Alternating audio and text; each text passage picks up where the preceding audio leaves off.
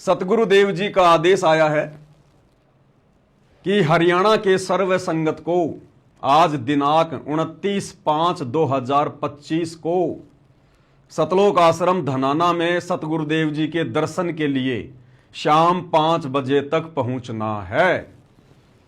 यानी परशुराम जी की जयंती के ठीक एक दिन पहले सतलोक आश्रम मैनेजमेंट हरियाणा वालों ने जो हरियाणा सरकार के साथ में एग्रीमेंट किया, अनुबंध किया कि साहब कोई बात नहीं है, मुख्यमंत्री जी आप चिंता ना करिए। अगर हरियाणा के लोग आपकी रैली में नहीं आ रहे हैं, हरियाणा के लोग यदि आपको पसंद नहीं करते हैं, तो आप बिल्कुल चिंता मत करना। हम सतलोक आश्रम वालों के पास में मूर्खों की भीड़ की कोई कमी नहीं है। हमारे पास में भेड़ चाल में चलने वाले, आंखों पर काली पट्टी बांधकर चलने वाले अनगिनत भक्तों की भीड़ है। आप चिंता मत करना, हम जैसा चाहेंगे वो वैसा ही करेंगे। वो मूर्ख है, जाहिल है, गवार हैं, उन्हें पता ही नहीं है गुड़ और गोबर में क्या अंतर है। भीड़ की व्यवस्था हम कर देंगे। तो सतलोक आश्रम वालों ने भीड़ की व्यवस्था कर दी और नाम किसका लिया? गुरुजी का।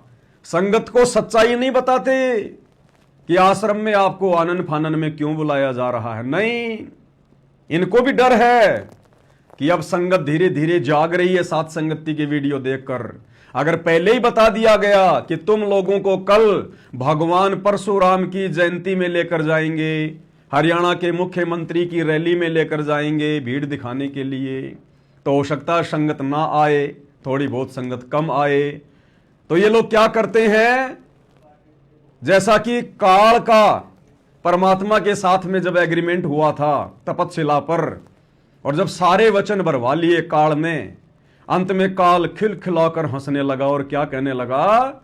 जाओ जोग जीत संसारा, जीव न माने कहा तुम्हारा, तेरा नाम ले वाद विवाऊं, या विद जीवों को भटकाऊं। कि तेरा ही नाम ले लेके और तेरे भक्तों को भ्रमित करूंगा।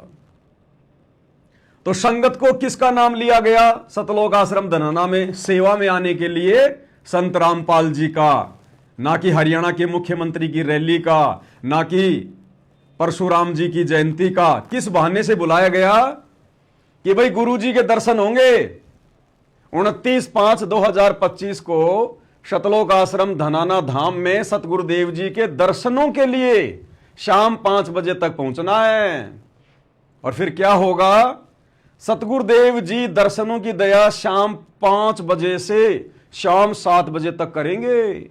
भक्तों को इतना मोटा प्रलोभन दिया गया कि गुरुजी लगातार 2 घंटे दर्शन देंगे हिसार जेल से लाइव वीडियो में, और सभी भक्तों ने आना है। गुरुजी का विशेष आदेश है। उसके बाद शाम 7:30 बजे से 8:30 बजे तक सतलोक आश्रम धनाना धाम में सत्संग का आयोजन किया गया है। फिर गुरुजी क्या कर रहे थे 2 घंटे? गुरुजी के दर्शनों के बाद में कह रहे हैं फिर तुम्हें सत्संग सुनाएंगे। तो गुरुजी क्या रागनी सुनाने के लिए 2 घंटे आएंगे क्या? अरे गुरु हमेशा सत्संग तो सुनाता है, सच्ची बात बताता है, अच्छी बात बताता है। तो 2 घंटे गुरुजी क्या करेंगे? रागनी गाएंगे, फिल्मी गाने गाएंगे, जो तुम्हें उसके बाद सत्संग सुनने की भी जरूरत पड़ेगी। इन मूर्खों की देखो, ये मैसेज लिखना भी नहीं आता इनको। कह रहे गुरुजी 2 घंटे लगातार दर्शन देंगे।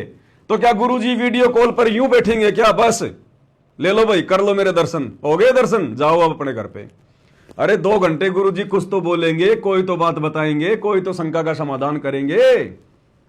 कह रहे गुरुजी जब दर्शन दे देंगे ना लगातार 2 घंटे, फिर आपको 1 घंटे का सत्संग भी सुनाएंगे। तो मतलब गुरुजी सत्संग नहीं सुनाएंगे, गुरुजी जो बातें बताएंगे 2 घंटे वो सत्संग नहीं है। सत्संग तो फिर बाद में सुनाएंगे ये संगत को, मूर्ख। जिसमें सतगुरुदेव जी के आदेश अनुसार हरियाणा के सर्व संगत को धनाना धाम में शाम 5 बजे तक पहुंचना है। बताओ ये कौन सा स्पेशल सत्संग आ गया भाई, जो केवल हरियाणा के भक्तों के लिए गुरुजी कर रहे हैं। मतलब संत रामपाल जी भी इन लोगों के अनुसार दोगली प्रवृत्ति के हो गए कि हरियाणा के भक्तों को अलग सत्संग सुनाऊंगा और हरियाणा के भक्तों को तो 2 घंटे सुनाऊंगा, और बाकी संगत को खाली 2 मिनट, 5 मिनट, 4 मिनट सत्संग सुनाऊंगा। बताओ, हरियाणा के भक्तों के लिए स्पेशल आदेश है गुरुजी का सत्संग सुनने के लिए। सुनते जाओ आप इनकी बकवाद। जिसमें सतगुरुदेव जी के आदेश अनुसार हरियाणा के सर्व संगत को धनाना धाम में शाम 5 बजे तक पहुंचना है।